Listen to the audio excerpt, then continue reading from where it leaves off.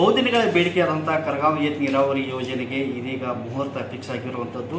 December 4ನೇ ತಾರೀಕಿನಂದು ಕಲ್ಲೋಳ್ ಗ್ರಾಮದ ಕೃಷ್ಣಾ ನದಿ ತೀರದಲ್ಲಿ ಅಧಿಕೃತವಾಗಿ ಈ ಕಾಮಗಾರಿಗೆ ಚಾಲನೆಯನ್ನು ನೀಡಲಾಗಿದ್ದು, ಈ ಹಿನ್ನೆಲೆಯಲ್ಲಿ ಈ ಒಂದು ಕಾರ್ಯಕ್ಕೆ ಅವಿರತವಾಗಿ ಶ್ರಮಿಸಿರುವಂತಹ ಶಾಸಕ ದುರ್ಯೋಧನ ಐಹೊಳೆ ಅವರು ನಮ್ಮ ಜೊತೆಗಿದ್ದಾರೆ. ಬನ್ನಿ ಅವರು ಏನು ಹೇಳ್ತಾರೆ ಅಂತ ಕೇಳ್ಕೊಳ್ಬಾರ್ದು.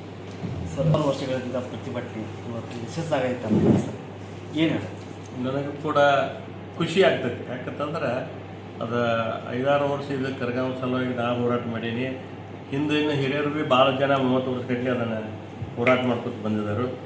ಅದಕ್ಕೆ ನಮ್ಮ BJP ಸರ್ಕಾರ ಇದ್ದಾಗ ಅದನ್ನು ಮಂಜೂರು ಮಾಡಿಸಿನಿ. ಅದನ್ನು ನಮ್ಮವರ ಕಾಜೂರು ಸಾಹೇಬರು ನೀರಾವರಿ ಸಚಿವರಿದ್ದರು. ಆಗ ಏನಾಗಿಬಿಡ್ತು, ಬೆಂಡವಾಡ ಮತ್ತು ಕರಗಾಂವ್ ಹನುಮಾನ್ 3 ಪ್ರಪೋಸಲ್ ಓದಿದ್ನಿ. 3 ಮಾಡತ್ತಾರೆ ನನ್ನ ಜಗಳ, ಅವರು ಒಂದೇ ಮಾಡ್ತಾರೆ ತಮ್ಮ ಜಗಳ. ಹೀಗಾಗಿ ಅದು ಲಾಸ್ಟಿಗೆ ಬಂದು ಇಲೆಕ್ಷನ್ ಸಮೀಪ ಬಂದಾಗ ಇದು ಕರಗಾಂವ್ ಮಾಡಿಕೊಟ್ರು. ಅದನ್ನು ಎಲ್ಲರೂ ನೀವು ಮಾಧ್ಯಮದವರು ಬಂದಿರಿ, ನಾಗರಮುನ್ನೋಳಿ ದೊಡ್ಡ ಪ್ರಮಾಣದಲ್ಲಿ ಕಾರ್ಯಕ್ರಮ ಮಾಡಿ ಭೂಮಿ ಪೂಜೆ ಮಾಡಿದೆವು. ನಮ್ಮ ದುರ್ದೈವ ಅದು ಇಲೆಕ್ಷನ್ ಆದ ಒಳಗೆ ಕಾಂಗ್ರೆಸ್ ಸರ್ಕಾರ ಬಂದ ಅವು ಹಳಿ ಕಾಮಗಾರಿ ಎಲ್ಲನೂ ರದ್ದು ಮಾಡಿಬಿಟ್ರು. ಹೀಗಾಗಿ ಮತ್ತು ನಾವು 1 ವರ್ಷ ಅಡ್ಡಾಡಿ ಉಪಮುಖ್ಯಮಂತ್ರಿ ಆದಂಥ DK ಶಿವಕುಮಾರ್ ಸಾಹೇಬರು ನೀರಾವರಿ ಸಚಿವರು ಇದ್ದರು. ಅವರಿಗೆ ವಿನಂತಿ ಮಾಡಿ ನಾಗರಮುನ್ನೋಳಿ ನಾಗರಮುನ್ನೋಳಿ ಭಾಗದ ಜನ ನೀರಾವರಿ ವಂಚಿತದಾರು ಭಾಳ ಅಲ್ಲಿ ಡ್ರೈ ಏರಿಯಾ ಇರೋದ್ರಿಂದ ಅದು ಮಾಡಿ ಕೊಡಾಕ್ಬೇಕು ನಮಗೆ ಅದನ್ನು ಅಂತಂದು ವಿನಂತಿ ಮಾಡಿದಾಗ ಅವ್ರು ಮತ್ತೆ ಮಂಜೂರು ಮಾಡಿಕೊಟ್ರು. ಅದು ಈಗಾಗಲೇ ಟೆಂಡರ್ ಆಗಿ ವರ್ಕ್ ಆರ್ಡರ್ ಸಿಕ್ಕ ಎಲ್ಲ ಭೂಮಿಯೂ ಕೂಡ ಅಲ್ಲಿ ಹೊಡೆದಂತೆ ಖರೀದಿ ಮಾಡಿದ್ದೆವು. ಈಗ ನಾಳೆ 4ನೇ ತಾರೀಕು ಅದನ್ನು ವಿಜೃಂಭಣೆಯಿಂದ ಭೂಮಿ ಪೂಜೆ ಮಾಡೋದು. ಪ್ರಕಾಶನ ವಿಕ್ಕೇರಿಯವರು ಹಿರಿಯರ ನೇತೃತ್ವದೊಳಗೆ ಅವರು ಲೋಕಸಭಾ ಸದಸ್ಯರ ಕುಮಾರಿ ಪ್ರಿಯಾಂಕಾ ಅಕ್ಕ ಜಾರಕಿಹೊಳಿ ಅವರು ಮತ್ತು ಗಣೇಶನ ವಿಕ್ಕೇರಿಯವರು, ನಾನು ಮತ್ತು 14 ಗ್ರಾಮದ ಎಲ್ಲ ಪ್ರಮುಖರು, ರೈತರು ಎಲ್ಲರೂ ಕೂಡ್ಕೊಂಡು ಅದನ್ನು ಭೂಮಿ ಪೂಜೆ ಮಾಡೋದು. ಅದು ಮೂರ್ತಿ ಫಿಕ್ಸ್ ಆದ ಸಂತೋಷ ನನಗೂ ಕೂಡ ನಿಮ್ಗಿಂತ ಹೆಚ್ಚಾಗಿರ್ತದೆ ನಾನು ಹೇಳಲಿಕ್ಕೆ ಬಯಸ್ತೇನೆ.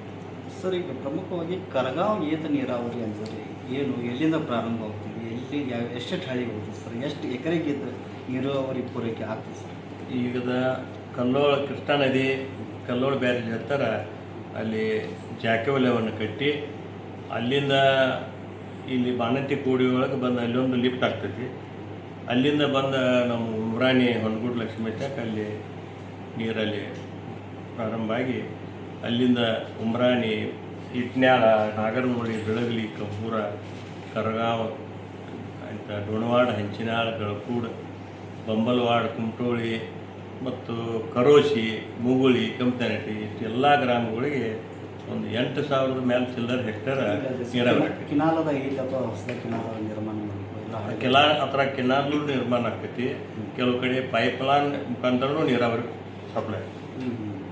ಸರ್, ಈಗ ಪ್ರಮುಖವಾಗಿ ನೀರಿನ ಹಂಚಿಕೆ ವಿಚಾರವಾಗಿ ಕರಗಾಂವ್ ಏತ ನೀರಾವರಿ ಯೋಜನೆ ಎಷ್ಟು TMC ನೀರನ್ನು ಹಂಚಿಕೆ ಮಾಡಿದೆ? ಈಗ ಅದು 0.77 TMC ನೀರು ಈಗಾಗಲೇ ಹಂಚಿಕೆ ಆದ ನಂತರನೇ ಇದು ಕಾಮಗಾರಿ ಕೈಗೆತ್ಕೊಂಡಾರೆ. ನೀರಿನ ಹಂಚಿಕೆ ಆಗಲಿಲ್ಲ ಅಂದ್ರೆ ತೊಗೊಳಕ್ಕೆ ಬರೋದಿಲ್ಲ. ಮುಂದೆ ಈಗ ಹನುಮಾನ ಏತ ನೀರಾವರಿಗೂ ಕೂಡ 0.37 TMC ನೀರು ಅದಕ್ಕೆ ಬೇಕಾಗ್ತೈತಿ. ಅದು ಕೂಡ ಈಗ ಅವೈಲೇಬಲ್ ಆಗ್ತೈತೆ. ಈಗಾಗಲೇ ಎಲ್ಲಿ ಉಳಿತಾಯ ಆಗಿತ್ತು ಅದನ್ನೆಲ್ಲ ತೆಗೆದೆವು. ಅದನ್ನು ಕೂಡ ಸರ್ಕಾರದಕ್ಕೆ ಓದೋದನ್ನು ಪ್ರಪೋಸಲ್ನ ಈಗಾಗಲೇ ಕೊಟ್ಟಿದ್ದೇನೆ. ಇಲ್ಲಿ ನೀರಿನ ಹಂಚಿಕೆ ಉಳಿತಾಯ ಐತಿ ಘಟಪ್ರಭಾ ಯೋಜನೆ ಒಳಗೆ, ಅದನ್ನು ನಮಗೆ ಅನುಮಾನಕ್ಕೆ ಮಾಡಿಕೊಡಿರ್ತೇವೆ, ಕೊಟ್ಟಿದ್ದೇನೆ. ಅದು ಕೂಡ ಪ್ರೊಸೆಸ್ದಾಗೈತಿ. ಅದಕ್ಕೂ ನಾನು ಪ್ರಯತ್ನ ಮಾಡಾಕ್ತೀನಿ. ಸರ್, ಈಗ ಪ್ರಮುಖವಾಗಿ ಇದು ಎಷ್ಟು HP ಮೋಟ್ರ, ಎಷ್ಟು ಇಂಚ್ ಪೈಪ್ಲೈನ್ ಏನಿದೆ ಪ್ಲಾನ್ ಸರ್? ಇದಕ್ಕೆ 1000 ಗಟ್ಟಲೆ HP ಮೋಟ್ರ್ಗಳು ಬರ್ತಾವೆ.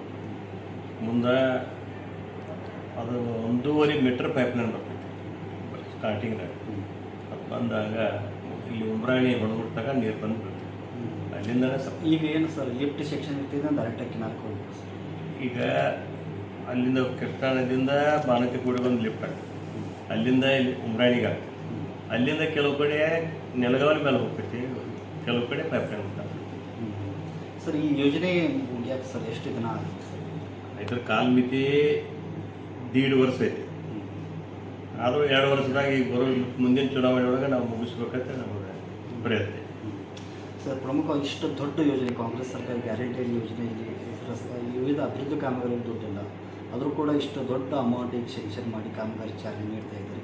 ಏನು ಅನ್ಸೈತೆ ಸರ್? ಈಗ ನಮಗೆ ಖುಷಿ ಆಗ್ತೈತಿ. ಈಗ ಕೆಲವು ಶಾಸಕರಿಗೆ ದುಡ್ಡು ಕೊಟ್ಟಿಲ್ಲ ಅಂತಂದ್ರಾಗ ಇದು ಬರೀ ಕೆಲಸ ಇರೋದ್ರಿಂದ ಇದು BJP ಸರ್ಕಾರದಾಗ 100 ಕೋಟಿ ಬಿಡುಗಡೆ ಆದದ್ದು ಸರ. ಅದನ್ನು ನೀವು ರೈತರಿಗೆ ಅನ್ಯಾಯ ಮಾಡಬೇಡ್ರಿ ಅಂತೇಳಿಂದ ಮುಖ್ಯಮಂತ್ರಿ ನೀರಾವರಿ ಸಚಿವರು ಡಿ ಕೆ ಶಿವಕುಮಾರ್ ಸಾಹೇಬರಿಗೆ ಕನ್ವಿನ್ಸ್ ಮಾಡೋಣ, ಅದು ಒಪ್ಕೊಂಡು ಅದನ್ನು ರಿಲೀಸ್ ಮಾಡಿದ್ದಾರೆ. ಅವ್ರಿಗೆ ಧನ್ಯವಾದ ಹೇಳ್ತೀನಿ ನಿಮ್ಮ ಮುಖಾಂತರ.